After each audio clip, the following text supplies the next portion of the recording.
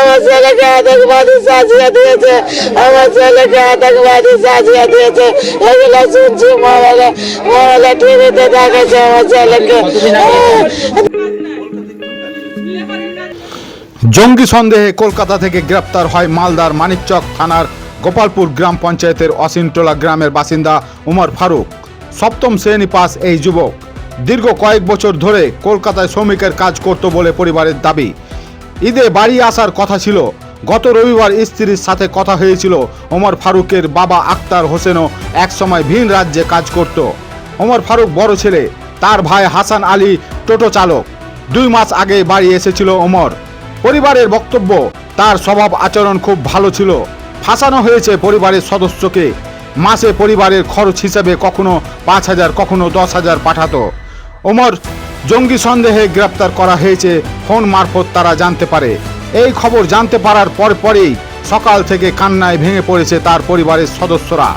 এদিকে জঙ্গি সন্দেহে ওমর ফারুক গ্রেপ্তার হওয়ায় গোটা গ্রাম জুড়ে একটা আতঙ্কের পরিবেশ তৈরি হয়েছে। আতঙ্কবাদী সাজিয়ে দিয়েছে, এগুলো শুনছি মোবাইলে, মোবাইলে টিভিতে দেখেছে আমার ছেলেকে। 2 মাস আগে এসেছিল আমার ছেলে, রমজান মাসে রোজা করার লেগে বাড়ি আসতে চেয়েছিল। এর মধ্যে কে আমার ছেলেকে কে বললো আতঙ্কবাদীতে নাম দিয়ে দিয়েছে। আমি ছেলে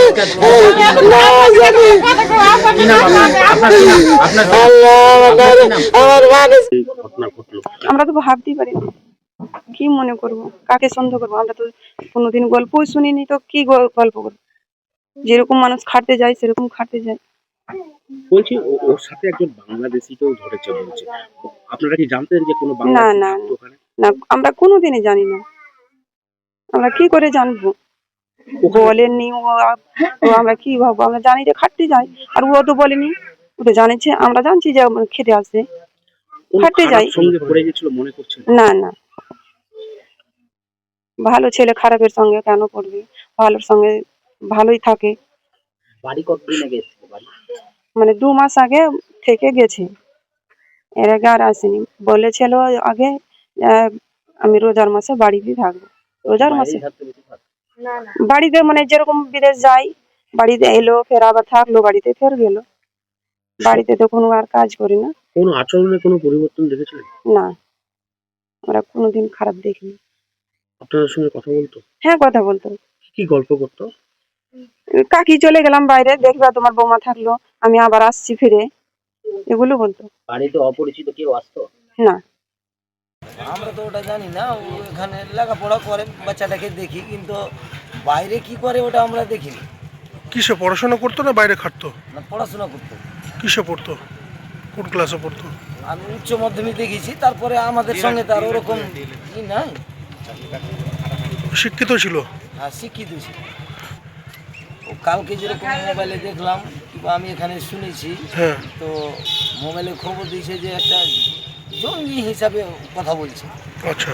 হ্যাঁ, তো ছেলেটা তো আমরা তো আর অতটা জানি না কি করে, কিন্তু আমরা গ্রামে দেখতে পাচ্ছি যে ছেলেটা ওই চাকরির জন্য ছুটাছুটি করে। বলতে পারলাম না, ওই চাকরির জন্যই যেত। কি কি কিসের চাকরি পাওয়ার যোগ্য ছিল? হয়তো পুলিশই, একটা গরিবের ছেলে যদি যে কোনো একটা চাকরি জুটলেই ভালো না। ওটা দেখতে হবে যে ছেলেটাকে কি কারণে, হয়তো কেউ এমন তো আছে যে কেউ হয়তো ফাঁসানো হয়েছে, কি হয়েছে, ওটা দেখতে হবে। পরিবারের সাথে কথা বলেছেন আপনি?